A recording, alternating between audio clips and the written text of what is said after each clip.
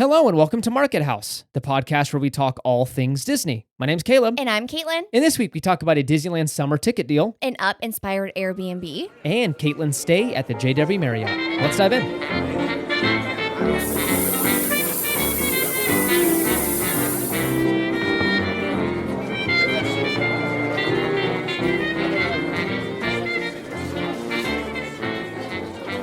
All right, and this is episode number 132. Yeah, welcome back as always, everybody. Welcome back. Yet another week in the books. I know. 1 week closer to our Disneyland trip. I'm so excited. It's coming up so fast. Yeah, counting down the days, prepping. Speaking of, Caitlin was finalizing another Amazon order before this recording. We're just trying to get prepped, and there's so many little things to remember, and that's what's getting to my head a little bit. Really? Like, are we going to remember everything? Yeah. Yeah. I mean, I think we will because I have about 17 lists going on. Yeah. It's just, are we going to tackle all of them? Yeah. What are we going to use? What are we not going to use? Like, we're going to learn a lot on the first trip. Probably bring too much. And for sure. Then we can lighten up for the next few trips. I would definitely rather be like over-prepared than under-prepared. But I definitely agree. We are going to, there's just going to be things that we don't even come out of the packaging, but oh wells. Yeah. Oh wells? Oh wells. Oh wells. Oh wells. But other than that, I mean, honestly, we'll get into it in a little bit, but you had quite the week. Yes. A very quick trip down to Southern California. We will dive into that for the main segment, so we won't talk about it too much here. Yeah. But it was a week. I got to hang out with Maddie for a day and a half. Yeah. Just us two. It was Living great. the dream. You guys had a great time. We did. We've read a lot of books. We watched part of a elephant documentary. Yes. We got 8 minutes in before she got bored. I was like, okay, let's just have a little bit of like, I was trying to make dinner for myself or something, and she was getting a little restless. And so I said, you know what? We're going to put an elephant documentary. It's what I found on Disney Plus. It was a cute one. Yeah. And so she loved it for about 8 minutes. And then she was like, I'm bored. Come grab me, please. She loves animals. Yeah. So it's just. But yeah, well, we'll dive into your experience in a second here. But before we do, let's talk about Patreon. If you haven't known, if you currently don't know, we have a Patreon, markethousepodcast.com/support. And we put some bonus content over there for you guys. Speaking of, I actually need to edit one that we already recorded a week or two ago. So that'll be up here in the next few days, I'm sure. But yes, it's a great way to support the show. We roll all that money right back into the show, paying for software and all that good stuff and reinvesting back into the podcast. So thank you so much for all of our supporters over there. It means the world. Also, please consider leaving a review on Apple Podcast or Spotify. Both are a huge help to the show. You can do a rating on both Apple and Spotify and a written review over on Apple. Speaking of, we have a new review, and I'm so excited. So this is a 5-star rating review, and this is from Christy J637. Hello, Christy. This is titled Great Disney Podcast. Caleb and Caitlin are so knowledgeable and engaging when talking about all things Disney. They cover it all: Disneyland, Disney World, and Disney Cruises. Their podcast is part of my weekly Disney podcast rotation. Check them out and support them on Patreon too. Thank you so much. Thank you so much, Christy. That's so awesome of you. Very, very nice. Thank you so much. Again, we always get excited when these come through. Caitlin was like, I think we got another review. I always get so excited. And when it came through, we were jumping for joy. It's my favorite thing ever. So if you are willing, please consider leaving us a review on Apple Podcasts, like Caleb mentioned, or on Spotify. If you literally only have 10 seconds, if you could tap the 5 stars. If you have a couple extra minutes, we'd love to hear how you found us, what your favorite part of the show is. And you can do that at the very bottom of Apple Podcasts. Sweet. Yeah. Let's dive into that news.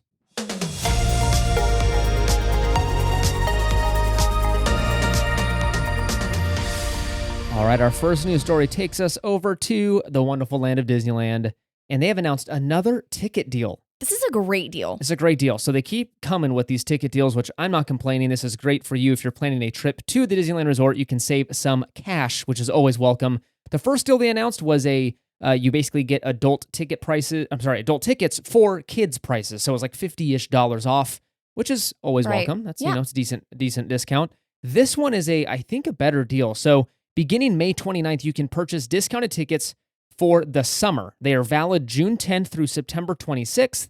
They are 3-day, 1 park per day tickets. Okay, so 3-day, no park hopper option. You can add that on. I wouldn't recommend it. We'll get into that in a second. But here we go. The weekday ticket, if you're planning on going Monday through Thursday, is $149 for children and $249 for adults.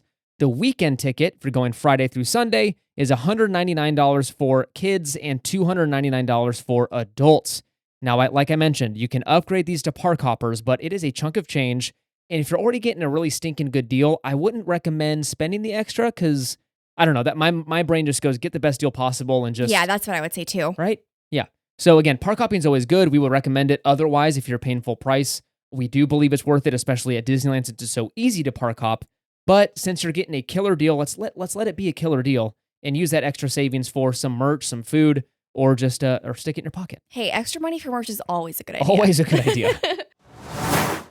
All right, next up, we have some very exciting news. There is a Up Airbnb, and I am like really wanting to stay in it. It looks amazing. Very, very cool. So this was announced pretty recently. It is a exact replica of the Up House, and it's beautiful. It's got the 8,000 balloons on top. Again, I don't think they're real balloons. They're like molded plastic, but it can be lifted up by a crane. So the promo shot shows it floating in the air in New Mexico, and you can stay in this house.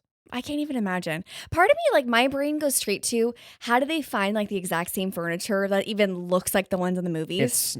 That'd be so tricky to do. Probably, I don't think they found it. I think they custom made these things or had someone make them because they are legit the exact same. So this was all custom made. These are part of the Icon series. This is what they're announcing. You can stay in. We're going to talk about the Disney one, but there's also like a Prince Purple Rain house. Purple Rain? From, I guess, the music video. It's pretty awesome. The New York Times article did say the house will be connected to a generator and have fully functioning sewage while it's on the ground. But there's a moment where they'll lift it up for you or something like that. It like just to show you that it can float. And there isn't any sewage once you go up. Just kidding. Yeah, seriously. So oh God.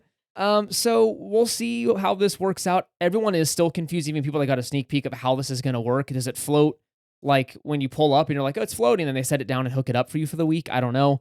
You have to be lucky to book it though, as they'll only select a fraction of the guests who request to book it. You'll be in a lottery system, and then you'll have to, if you're selected from the lottery system, you've got to do a written response as to why you want to stay in this hotel, or I'm sorry, in this Airbnb, and then they'll select from those responses. I would love to. We should do it. Okay, it's either, this is the kicker too, this is awesome. It's either going to be free or around $100 a guest for the entire stay. What? So it's like the golden ticket. It's a huge deal if you get selected. So barely any money, if at all, and you get an awesome experience. Oh my gosh, I would love to do that. Right? That would be so much fun. So I think keep your eyes peeled for more information on this. It sounds like a fun thing. Again, a whopping probably 200 people will be able to stay at this thing, but the rest of us will have to pick more normal Airbnbs.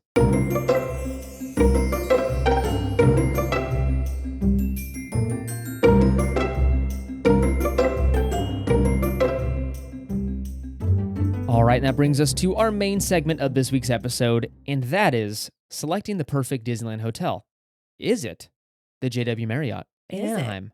It's a big question. Dun, dun, dun. I don't know.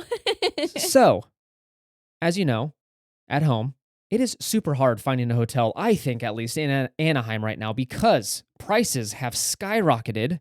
I would argue more and more keep popping up, so it's hard to know which is the right one. One that's walkable to the park, that's somewhat affordable. Everything is more expensive post-pandemic. We know this. We're feeling it in our pocketbooks. I'm 80 years old. I use a pocketbook. I was going to say what? It's just a saying, I think people say. I don't know. But hopefully us sharing our experiences when we stay at a new hotel that's new to us, we'll share it with you guys over here on the podcast. So at least you can know what our experience was like. Can you add it to the short list of hotels that you'd like to stay at or try out for your Disneyland trip? Again, we want to say, hey, let's get the best bang for the buck and best experience for what you're spending is what I would say like a Goldilocks sweet zone, right? For sure. Yeah. So is this it? So I guess we'll find out here after we talk to Caitlin. Yeah. So like I mentioned earlier in this episode, Miss Caitlin recently took a trip down to Anaheim for work and stayed at this JW Marriott Anaheim. And another thing that is you're probably going to think is funny, I thought it was funny, Caitlin was actively avoiding anything Disney because she wanted to save it for in about a week and a half when we go to save the magic. Yes, and some of you might think that's very bizarre, but I'm just kind of like, I wasn't there obviously with my family, and so I'm like, no, I don't want any of the Disney magic. Yeah, I literally only want to see work and work only, and that's what I did. All I saw was the Green Street what are they called? The Street lamps. Yeah. I did see like a Disney parking sign, and that's literally it. You didn't look for the parks? No, nothing. You didn't go to downtown Disney? No, absolutely not. Caleb tried really hard to get me to go, and I'm like, I'm not doing it. I don't want to associate anything with work. So odd. I get it in a way, but at the same time, I was like, you're down there. Go to World of Disney. Go get some merch. No, I can't do it. I miss my family so much. Oh my I gosh. couldn't do it. We were originally planning on going down. This was the deal. We were going to go down for a few nights, and then we were like, okay, the other trip is so close, so do we want to take Maddie on the plane like within 3 weeks of each other? Right. And then on top of it, it was also, okay, Caitlin started getting way busier. Her schedule initially was very open. It was like, I've got to be at a thing for a few hours and then I'll be good. We'll go to Disneyland. We'll go to downtown Disney. And then it slowly just built up to like, I'll have 2 hours of free time. And then Maddie would go down to sleep, and that doesn't right. Because again, with a baby, you can't have free time at night. So no. Yeah. So this brings us to why she actively avoided it and why she spent a lot of time at the hotel. Yeah. So I think you got a good sense of how it is and how you liked it. We'll dive in here in a second. But I've been really interested in staying here because I just really like the Marriott stuff. This is a higher end Marriott, and it was on Caitlin's work. So yeah, freezies for why you. not? So she got to experience that. I was a little jealous when I heard she was going to do it. So let's dive in about details about this dang thing. So the hotel is located right next to the Garden Walk. If you know what that is, it used to be kind of a happening area of Anaheim. It's right down the street from Disneyland. It's kind of a ghost town now. Not many retailers in there. A couple of restaurants. It used to be kind of cooler. It's not really cool anymore. I mean, again, there's quite a few restaurants. We're not saying that there's only like two, but it just used to be a bigger deal. Way back in bigger, the day. Yeah. This is on the corner of Catella and Clementine. What fun names! It opened in August of 2020, so it's a fairly new hotel. Especially since it was the middle of the pandemic, not many people traveling. So realistically, it's only been open for maybe a couple of years, or had people staying there for a couple of years. Let's dive into the questions. The hard-hitting journalism I've got for you. Are you ready? I'm ready. Let's do it. So what was your initial impression when driving up to this hotel? Yeah, so I wanted to say it has a very bizarre like layout to it. So again, for those who don't know, as Caleb mentioned, kind of like the area of this hotel, it's right across the street from the Cheesecake Factory, and there is a Disney parking lot. I don't remember, is it the Timon?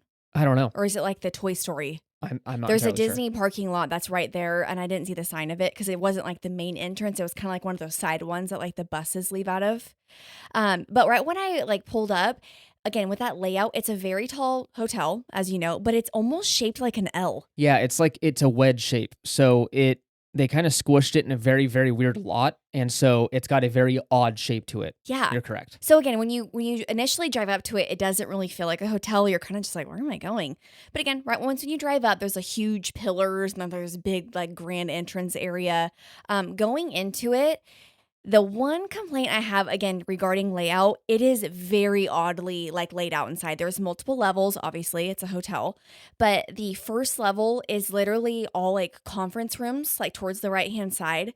Literally straight from walking in the doors, there's an escalator, and there's it feels very mall-like from what I saw online. Yeah. And there's a check baggage like desk if you're wanting to check your bag. That's it. So when you're thinking of checking into the hotel, you have to go up to, I think it's like the second or third floor in order just to check in. Yeah. So like the first floor is just kind of random. Like there's like a cafe.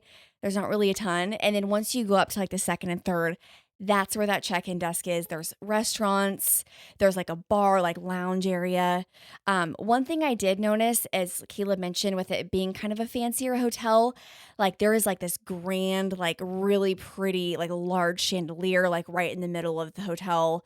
A lot of the restaurants are way more upscale. Like you have to have reservations to attend for a couple of them. You can't just walk up. Okay.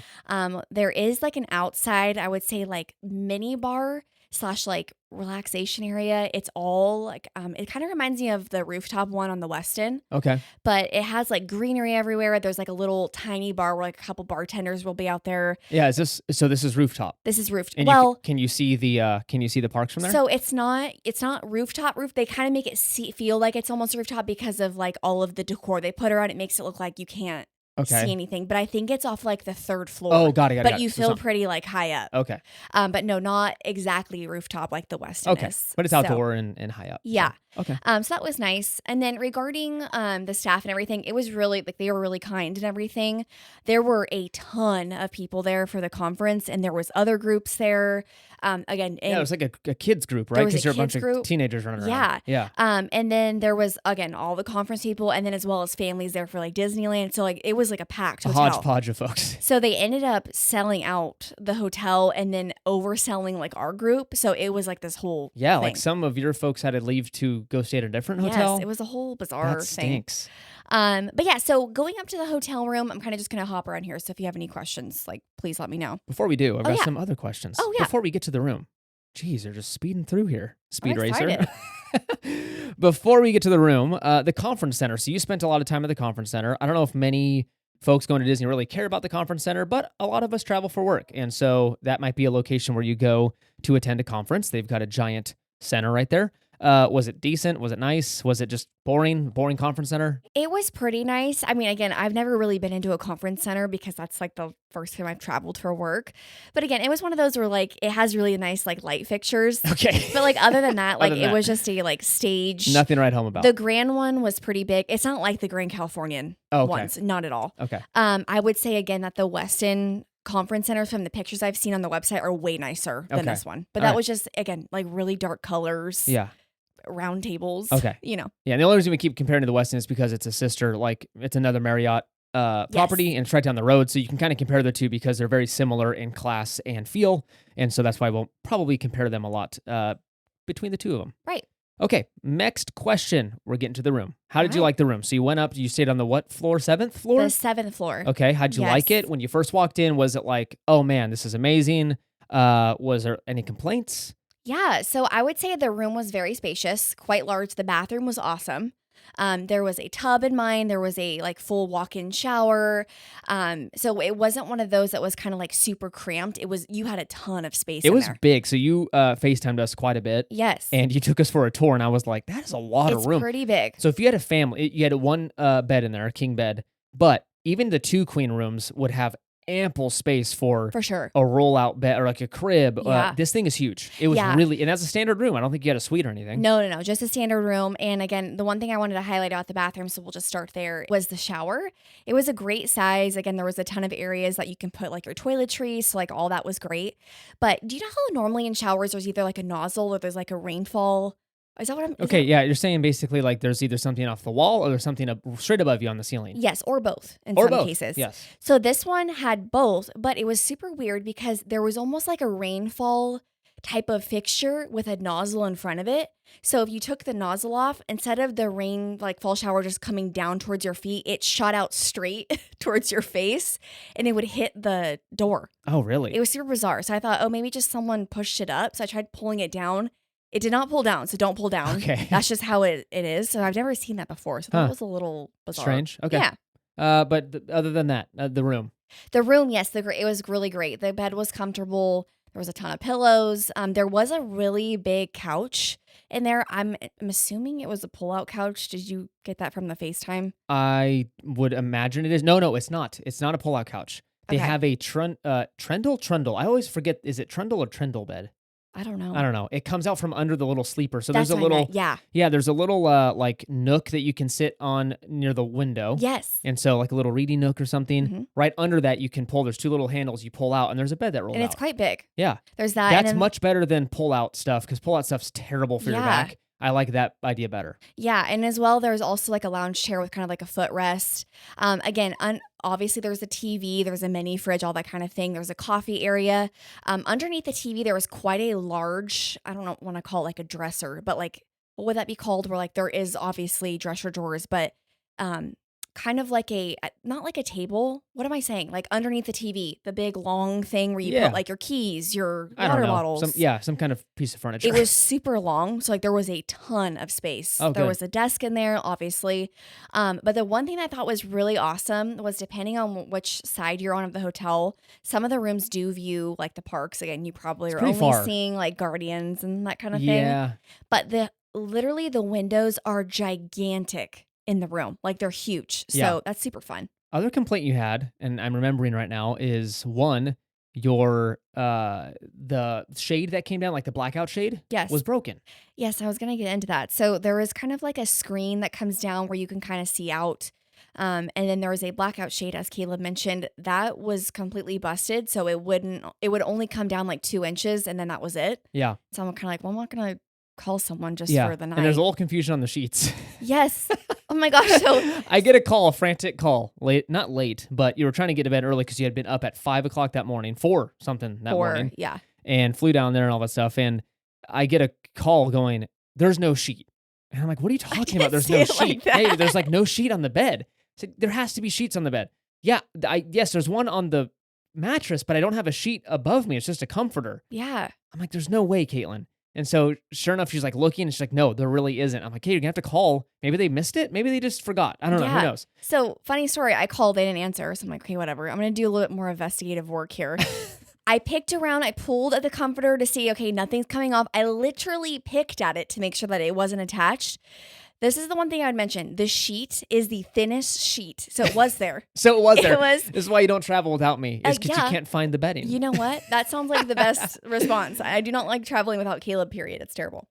The sheet was very, very thin. So it was literally between the static of the comforter and the sheet. It was like glued to it. Anyway, pulled it on. Everything was great. I think you're very tired and you missed it. Honestly, yeah.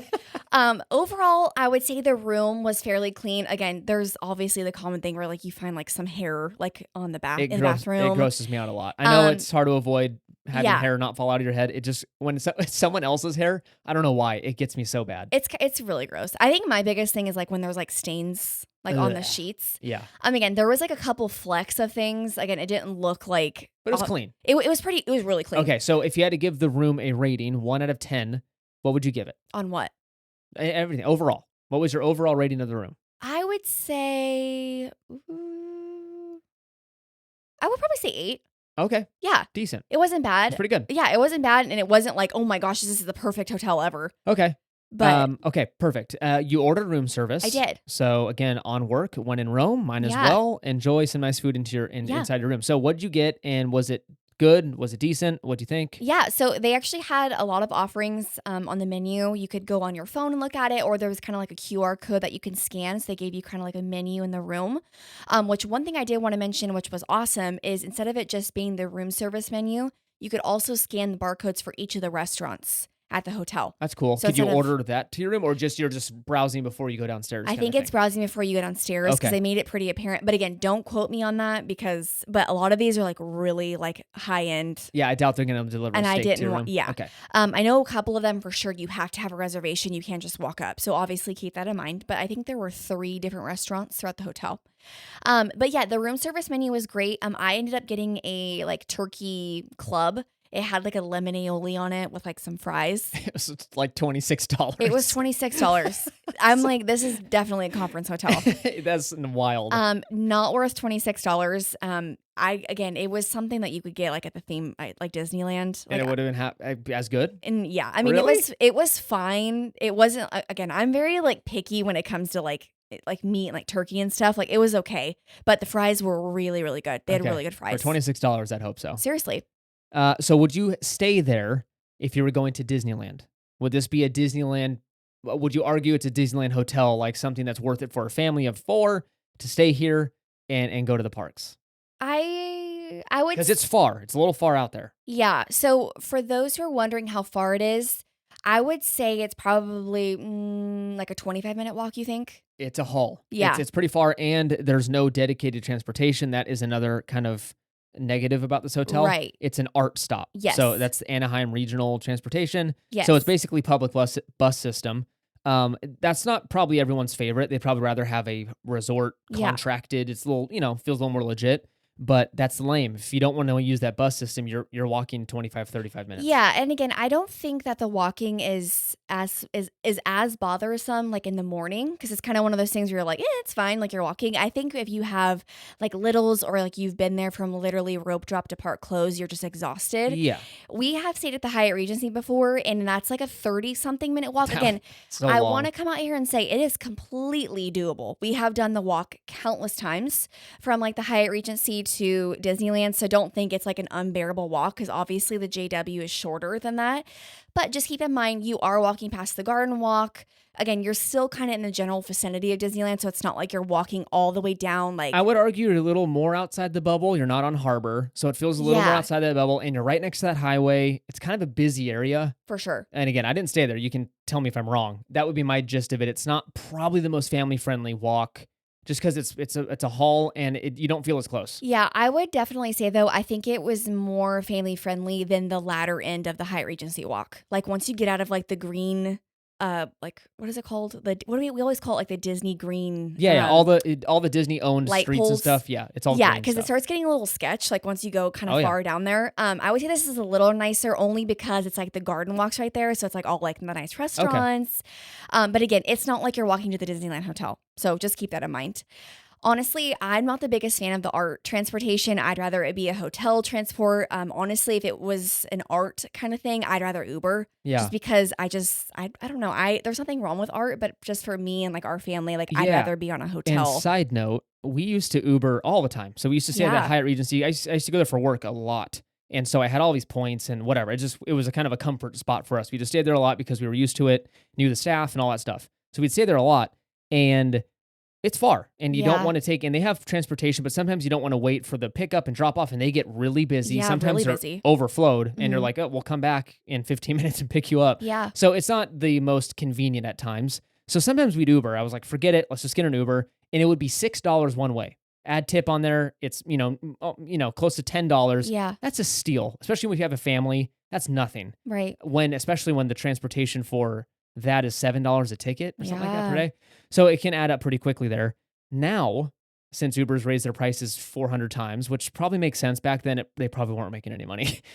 It's like double that. So forget Ubering for like an affordable price. Now it's so expensive. Oh, it's ridiculous. And you feel a little silly when it's like less than 2 miles. You're like, why am I doing this? Especially twice a day, if not more. Yeah. Yeah. So just something to keep in mind. It is kind of a haul to get there. So maybe not an ideal, I would say, Disneyland option, but it's there. If you're a Marriott member, if you are really loyal to them, if you want it more of an upscale experience, if you're maybe a couple and you want to get down there for an anniversary thing or something, maybe a little nicer hotel that's not a Disney hotel, that's a decent option. Yeah, I think overall, I gave it kind of like the 8 out of 10 for just the overall look of the hotel and kind of the feel for it. I would say overall, if you include transportation and kind of location of the hotel, I wouldn't tell you, hey, can we stay at the JW? I loved it that much. You wouldn't go out of your way to stay there. I wouldn't go out of my way to stay there. If there was a deal, I'd be like, oh, okay. Yeah. I just prefer other hotels, if that makes sense for Disneyland. Okay, that makes sense. Totally. Okay, speaking of, one last question, and then we'll wrap this up. How would you rank the last 3 hotels you've stayed at down there? So you have gone to the JW Marriott, we did Westin, and the Hyatt Regency were the last 3 hotels we've stayed at. Yeah. How would you rank those 3? Now that you stayed at the JW? So Westin number 1, without a doubt. That is by far my favorite hotel ever. I would say honestly, I prefer. It's really tricky because the JW. I mean, again, it's obviously more of an upscale, so it's really nice. It's comfortable. The rooms are big, and they're again, there's a lot of things offered of them. The Hyatt Regency.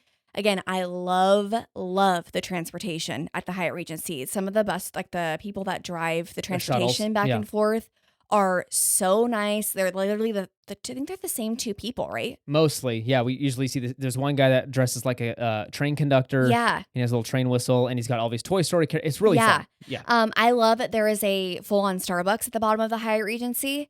The rooms are fine. I am not a fan of the Hyatt Regency bathrooms. They're terrible. They're like the size of a postage stamp. Yeah. So it's one of those things where when you walk in, if you need to use the restroom, if you shut the door, you're literally almost touching the door. Your knees are touching the door. So that's one thing to keep in mind. But again, I love having just the staff super nice. I love the Starbucks down there. But with how far it is and just again, the restroom and kind of the layout of the room, I would probably say that the JW, I prefer that over the Hyatt Regency. Okay. So the Hyatt then's at the bottom, Westin top, and then JW right smack in the middle. Yes. Okay. But again, I highly recommend the Hyatt Regency. It's a great hotel. It is far, but again, the transportation just makes up for it. Yeah, and all 3 hotels are great. We're not going to all of them are great in their own way. For sure. Yeah. Okay. So overall, a good trip. I mean, I know you would have rather had us down there. Yeah. Oh gosh. It was A little sad. A it little was sad very going. sad. Yeah. Oh my gosh. For all you parents that have to travel for work, again, I only had to do it like once, so it wasn't that big of a deal. But I have full respect for you. Like there was a time That was hard. I literally sat down on the plane. I literally started crying. I know. I was texting Caleb like, this is terrible. But we got it done. We did what we have to do. Our Disneyland trip is coming up literally before we know it, and I'm so excited. And we cannot wait to tell you guys all about it. Yes, cannot wait. Hey, before we close this up, I've got a slight correction from a couple of weeks ago. Thanks to our friends over at Disneyland Forever, Jordan and Daniel. They let me know that there might have been a little mistake in one of the questions. So I used the secret, very cool feature thing called ChatGPT. I was like, where are you going with this? AI. And let me tell you, if you're worried about it taking over our jobs and stuff, it's not going to, because it's pretty dumb, because it offered up a question that was incorrect. So I don't remember what number it was, but I asked Caitlin, one of my questions was, name the first Disney movie that was like based off an original story, not a fairy tale or based off a book. Right. And this said Dumbo. But Dumbo was actually based off a book. So it's incorrect. It's based off a prior thing. I think what was the actual answer? He shared it with us. I forgot what Jordan said. Oh gosh. Fox and the Hound? I don't know. I think it might have been Fox and the Hound. Oh, Jordan, sorry. I should have your thing pulled up. But again, thanks for reaching out. Let us know if that ever happens. Again, I will learn to fact check. When you have a kid, you just kind of do what's going to work. And that was a mistake on our part. And ChatGPT, jerk. So. And speaking of the episode, I just wanted to let you know, I don't know if you saw all these. We did terrible compared to everybody else. Yeah, With all the DMs we got about their scores, it was pretty embarrassing. It's pretty embarrassing. So yay, you guys. You guys did awesome. But not so much us. We still got to brush up, especially before our cruises, because those trivias are hard. Those are harder than so anything. Stinking hard. Yeah. All right. Thank you so much for listening. You can find us over on Instagram and Threads at Market House Podcast. Make sure to follow us over there for pictures from the park and exciting news and announcements. Consider leaving a review on Apple Podcast and Spotify, both a huge help to the show. Remember, we have a Patreon. If you could join us over there, that would be amazing. Your support means the world. MarketHousePodcast.com/support. Remember to use our Getaway Today link for your future trip bookings. You can check out the episode details for that link. Hey, great opportunity to buy those discounted tickets. Yeah. Use code MarketHouse10 to save an additional $10. Join us next week for another episode. It's been great. It's been grand. It's been full of Marriott. Bye.